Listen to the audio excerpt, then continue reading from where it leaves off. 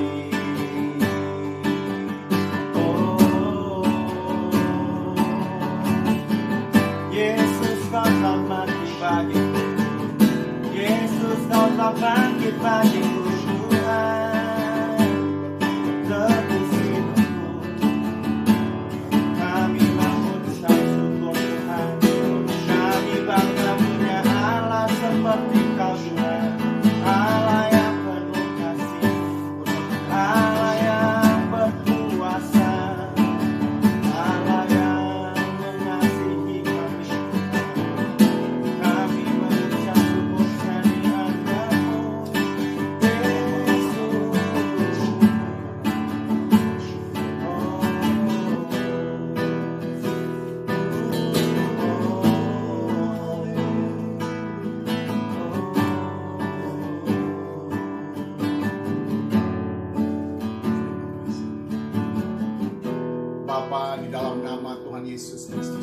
bersyukur. Terima kasih Allah atas segala kebaikan. Terima kasih buat karya salib-Mu Tuhan, yang telah menebus, menyucikan, menguduskan, dan melayakkan kami.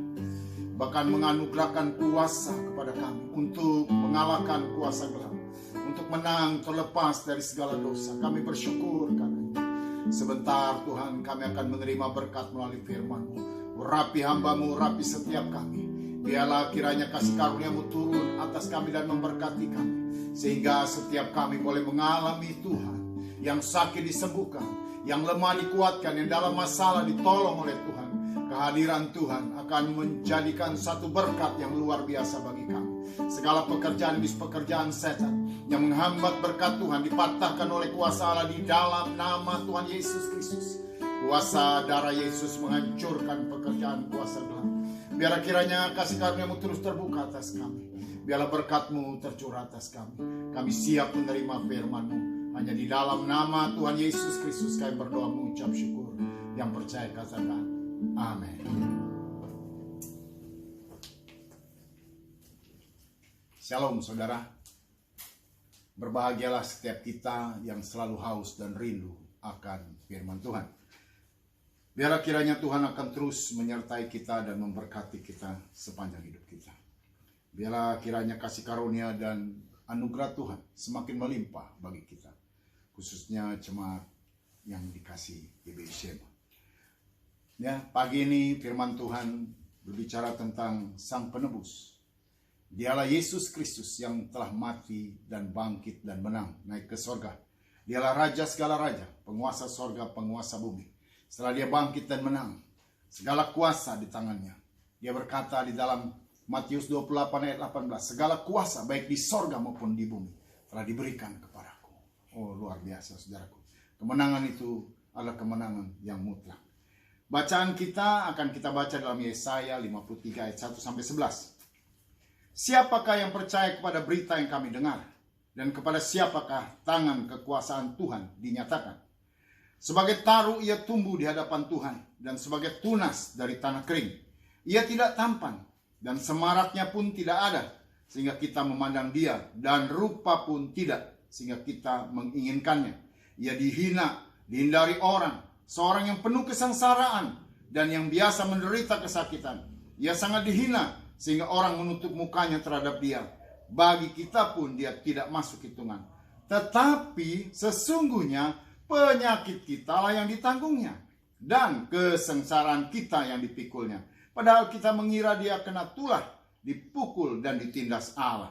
Tetapi dia tertikam oleh karena pemberontakan kita. Dia diremukkan oleh karena kejahatan kita. Ganjaran yang mendatangkan keselamatan bagi kita ditimpakan kepadanya. Dan oleh bilur-bilurnya kita menjadi sembuh. Kita sekalian sesat seperti domba. Masing-masing kita mengambil jalannya sendiri. Tetapi Tuhan telah menimpakan kepadanya kejahatan kita sekalian. Dia dianiaya, tetapi dia membiarkan dirinya ditindas dan tidak membuka mulutnya. Seperti anak domba yang dibawa ke pembantaian. Seperti induk domba yang keluh di depan orang-orang yang menggunting bulunya. Ia tidak membuka mulutnya. Sesudah penahanan dan penghukuman ia terambil, dan tentang nasibnya siapakah yang memikirkannya? Sungguh dia terputus dari negeri orang-orang hidup. Dan karena pemberontakan umatku ia kena tulah. Orang menempatkan kuburnya di antara orang-orang fasik. Dan dalam matinya ia ada di antara penjahat-penjahat. Sekalipun ia tidak berbuat kekerasan, dan tipu tidak ada dalam mulutnya. Tetapi Tuhan berkehendak meremukkan dia dengan kesakitan. Apabila ia menyerahkan dirinya sebagai korban penebusan salah, ia akan melihat keturunannya, umurnya akan lanjut, dan kehendak Tuhan akan terlaksana olehnya. Sesudah kesusahan jiwanya ia akan melihat terang dan menjadi puas. Hambaku itu sebagai orang benar akan membenarkan banyak orang oleh hikmatnya, dan kejahatan mereka dia pikul. Haleluya. Saudaraku, Yesaya ini adalah seorang pemuda, anak bangsawan, diangkat menjadi penasihat kerajaan di Yehuda.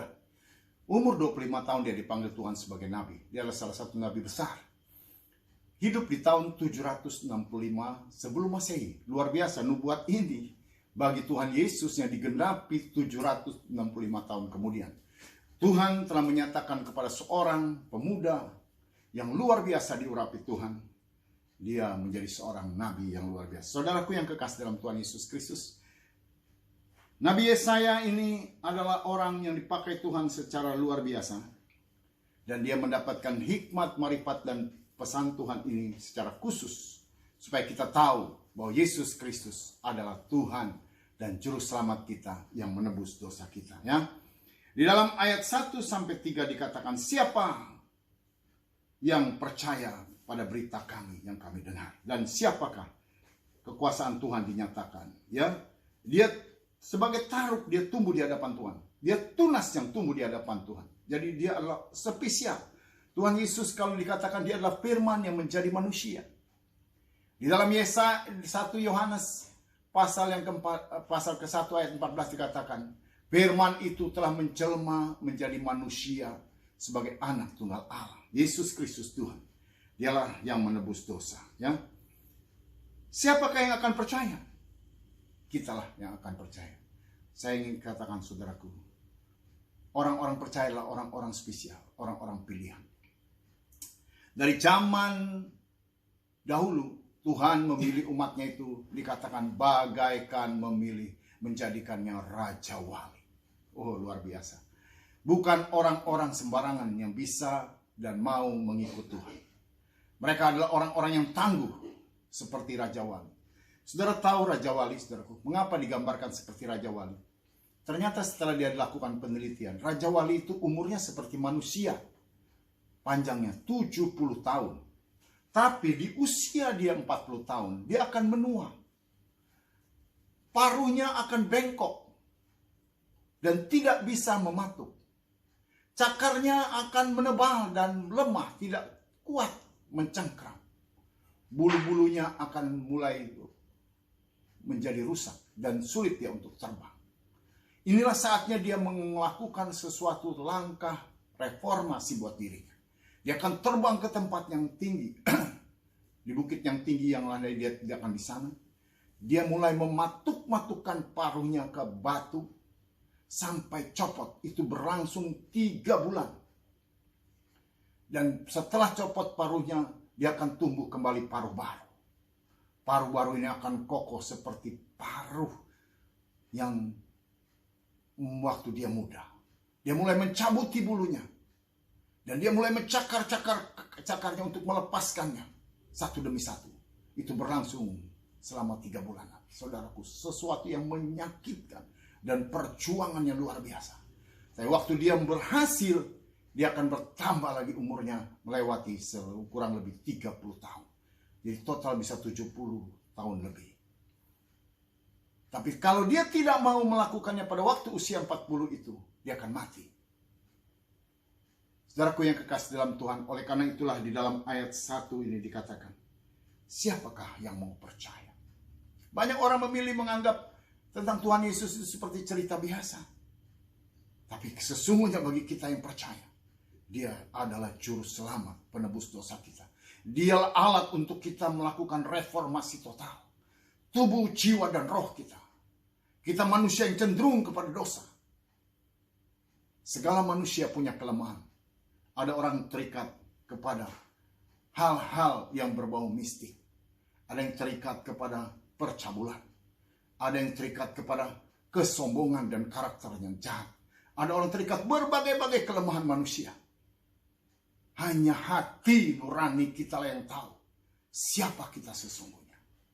Hati nurani kita tahu bahwa inilah yang menghambat hidup kita untuk bersekutu dengan Tuhan. Hati nurani kita akan menerangi hati kita. Dia akan menuduh kita. Dia akan berkata, engkau inilah kelemahanmu. Biarkan Tuhan berbicara. Biarkan reformasi itu terjadi dalam hidup kita. Keputusan di tangan kita. Siapakah yang mau percaya berita ini? Siapakah yang mau mendengar tentang penebusan Kristus? Biar kita berkata, aku Tuhan, aku yang mau percaya. Aku yang mau mengalami penebusan. Aku yang mau mengalami reformasi seperti Raja Wali. Saudaraku, pilihan di tanganmu. Seperti Raja Wali ini, dia boleh memilih untuk tua dan mati di usia 40. Tapi dia juga bisa memilih untuk melakukan reformasi. Menyakitkan memang. Saya ingin kasih tahu saudara, perubahan hidup itu bukan sepele. Itu adalah satu perjuangan. Oleh karena itu Tuhan berkata, barang siapa hendak mengikut aku, dia harus menyangkal dirinya, memikul salib setiap hari. Jangan ikuti segala macam yang jahat di hatimu. Mari sangkal dia. Gunakan kuasa darah Tuhan Yesus Kristus. Gunakan kuasa darah Tuhan Yesus Kristus.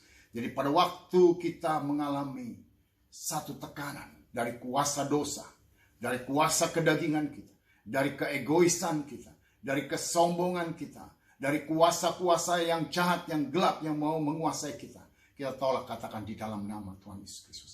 Aku telah ditebus oleh kuasa darah Yesus. Aku telah disucikan oleh kuasa darah Yesus. Aku menolak ini. Segala kuasa iblis, kuasa setan, kuasa kelemahan di dalam nama Tuhan Yesus Kristus. Katakan, Tuhan berikan aku kekuatan-Mu. Roh Kudus akan menolong engkau. Fungsi Roh Kudus adalah menolong orang untuk melakukan kebenaran firman. Melakukan kekudusan. Apabila engkau mau bergaul dengan Tuhan, maka engkau aku terus berlaku benar, berlaku suci, dan berlaku sesuai dengan firman Tuhan. Inilah sebabnya dikatakan, siapa yang mau percaya? Pilihan di tanganmu. Ya. Misi Tuhan adalah menebus dosa manusia. Dalam ayat 45 dikatakan, tetapi sesungguhnya penyakit kita lah yang ditanggungnya, dan kesengsaraan kita yang dipikulnya. Padahal kita mengira dia kena tulah, dipukul dan ditindas Allah. Tetapi dia tertikam oleh karena pemberontakan kita. Dia diremukkan karena kejahatan kita. Ganjaran yang mendatangkan keselamatan telah ditimpahkan kepadanya. Dan oleh bilur-bilurnya kita menjadi sembuh. Saudaraku, percayalah. Kuasa darah Yesus cukup. Waktu dia mati di kayu salib, dia berkata, sudah selesai. Tidak ada orang yang seperti yang dilakukan oleh Tuhan Yesus. Tidak ada. Hanya dialah yang telah rela melakukannya bagimu dan bagiku. Dia Tuhan. Dia Allah yang maha kuasa. Waktu dia mau ditangkap di Taman Getsemani, Petrus itu menyabut pedang. Memotong telinga salah satu hamba daripada pasukan itu. Namanya Malkus. Putus telinganya. Tuhan mengambil telinga itu dan menempelkannya kembali. Dia berkata, sarungkan pedangmu Petrus. Saudaraku, kalau bukan Tuhan, tidak mungkin. Perlu mungkin proses medis yang sangat luar biasa. Tapi ini akan pulih seperti sedia kala. Yang putus telinganya. Waktu orang bertanya, dia bertanya, siapa yang kau cari? Orang-orang pasukan itu berkata, Yesus dari Nazaret. Akulah dia. Semua orang roboh. Tapi dia berkata, aku harus mati bagimu dan bagimu. Dosa kita, kesalahan kita, kejahatan kita, dia tanggung. Dia tidak melakukan perlawanan. Padahal cukup dia berkata satu kata. Mati, maka semua orang akan mati. Karena dia adalah sang firman. Tapi dia merelakan dirinya untuk mati, menanggung segala dosa dan pelanggaran. Tidak ada keluhan. Tidak ada caci maki keluar dari mulutnya. Tidak ada. Bahkan di atas kayu salib, apa yang dia ucapkan? Ampuni mereka Bapa, karena mereka tidak mengerti apa yang mereka perbuat. Jangan tanggungkan kesalahan ini atas mereka, supaya dosanya diampuni. Saudaraku, dan pada saat titik terakhir dia berkata, sudah selesai. Tidak ada dosa, tidak ada kejahatan, tidak ada apapun yang tidak bisa diubahkan. Saudara tahu, seorang yang sangat jahat, hatinya jahat, kejam, namanya Sakeus. Diubahkan Tuhan menjadi seorang dermawan, seorang yang penuh dengan kasih. Kristus sanggup mengubahkan. Seorang Maria Magdalena pelacur yang sangat hina, sudah hampir mati dirajam. Diampuni, diubah menjadi seorang wanita yang luar biasa dipakai Tuhan. Bahkan sampai waktu Tuhan dibangkitkan, dialah pertama kali yang menjumpai Tuhan. Tidak ada dosa, Tidak ada kejahatan yang tidak bisa diampuni. Asal mau dan totalitas berubah. Bukan hari ini berdosa, besok bertobat. Tomat. Dosa, kumat, dosa, kumat. Itu stop. Berhentilah. Totalitas dan berkata, Tuhan berikan kemampuan untuk aku hidup dalam kekudusan dan kebenaran. Berkata benar, berpikir benar, bertindak benar, hidup dalam kebenaran dan kekudusan. Sekali saja sudah total. Mungkin saudara pernah jatuh, tapi bertobatlah. Seperti halnya Daud. Daud sudah begitu diurapi Tuhan, dia jatuh dengan Batseba. Anaknya mati dilahirkan Batseba. Tapi dia mengalami begitu sengsara luar biasa. Absalom memberontak. Mengejar-ngejar dia, begitu hina dia mau dibunuh oleh anaknya sendiri. Tapi dia bertobat total. Semenjak itu dia dipulihkan. Mari saudaraku, seperti Raja Wali, ambil keputusan untuk mengalami transformasi. Ya, manusia harus memilih atau menolaknya. Ya, dalam ayat 6 dikatakan, kita sekalian sesat seperti domba. Masing-masing kita mengambil jalan kita sendiri. Tetapi Tuhan telah menimpahkan kepadanya kejahatan kita. Pilihan sekarang di tangan kita. Maukah kita hidup dalam kebenaran dan kekudusan? Maukah kita menerima penebusan Kristus itu? Maukah kita menggunakan kuasa darah Yesus itu untuk menguduskan roh kita, jiwa kita, hati dan pikiran kita, dan hidup kita? Pilihan di tanganmu. Mau menjadi Raja Wali atau menjadi burung emprit, saudaraku, yang tidak ada harganya. Raja Wali itu luar biasa dahsyat, saudaraku. Bisa hidup dengan terhormat dan penuh dengan kemuliaan. Ya, dia terbang tinggi. Pada waktu dia terbang tinggi, dia mengambil keputusan untuk mengambil sikap, yaitu mengambil mangsanya, atau mengambil makanannya, atau mengambil yang dia inginkan.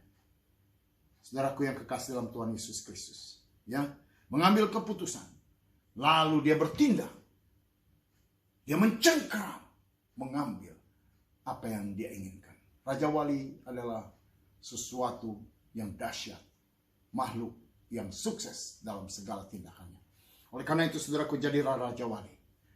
Memilih untuk ditebus oleh darah Yesus. Memilih untuk mengalami reformasi. Memilih untuk menjadi pemenang.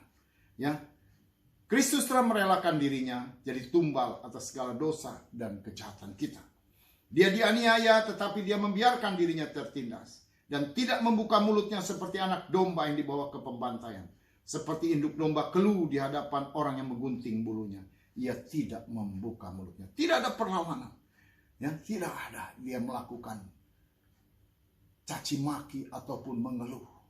Dia melakukannya dengan sukarela. Dia merelakan dirinya menjadi tumbal atas segala kejahatan kita. Oleh karena itu, saudaraku, kita akan berkata, darah Yesus cukup bagiku. Asalkan kau mau percaya dan bertobat dengan sungguh. Ya. Yang terakhir, dia berhasil atas karya penebusannya. Haleluya. Sesudah penahanan dan penghukuman ia terambil. Tentang nasibnya siapakah yang memikirkannya? Ya, ia terputus dari orang-orang hidup karena pemberontakan umatku. Dia kena tulah. Orang menempatkan kuburnya di antara orang fasik. Saudaraku, dia waktu ini membuat begitu spesifik. 760 tahun sebelum kedatangan Kristus yang sesungguhnya. Sudah dinubuatkan begitu jelas.